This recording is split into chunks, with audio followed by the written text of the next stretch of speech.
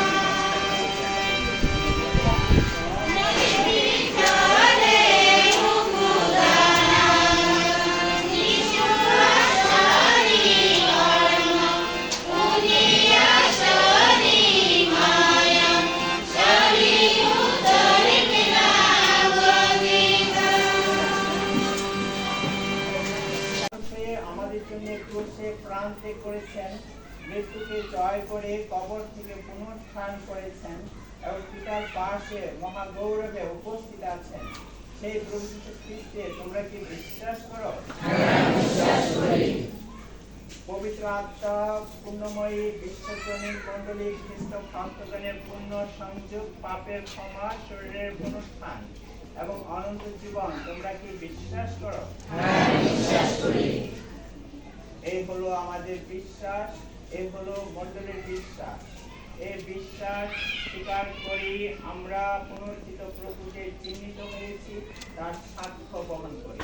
এই বিশ্বাস অনুসারে আমরা জীবন যাপন করি, এই প্রতিজ্ঞা করি ত্রাণদাতা পুনরুত্থিত প্রভু সেই যীশু খ্রিস্টের নাম। সবাইকে ধন্যবাদ।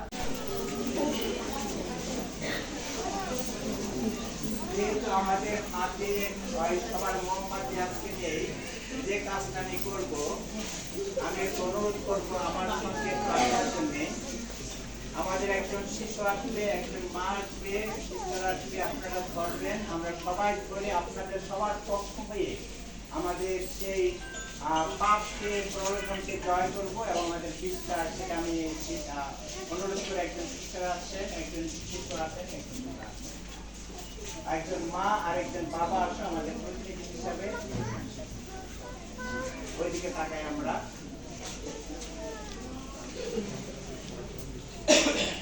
ওইদিকে তাকাই। মা জানি, কারণ এই মায়ের গড় সামলাচ্ছিলাম, এই মাকে নিয়ে কথা হয়েছে, বলছে মায়ের যদি একটু পোশাক এদিক ওদিক হয় আমরা অনেক কথা বলি, কিন্তু মা যে আমাদেরকে গড়টা ধারণ করেছে এই মাকে নিয়ে তো আমরা এরকম কোনো কথা বলছি না। আমরা মানুষের বাইরের দিকটা দেখি, কিন্তু সৃষ্টিকর্তা ঈশ্বর আমাদের দেখেন ভিতরে আমরা কতখানি সেই উজ্জ্বল, কতখানি আলোকিত, কতখানি জীবনময়, কতখানি প্রেমময়, আমরা কতখানি মানুষকে সেবা দিই। তাহলে আমাদের অনেক দায়িত্ব আছে। এই যে এখানে ঘটনাগুলো হয়েছে, আপনারা অনেকে প্রথমবার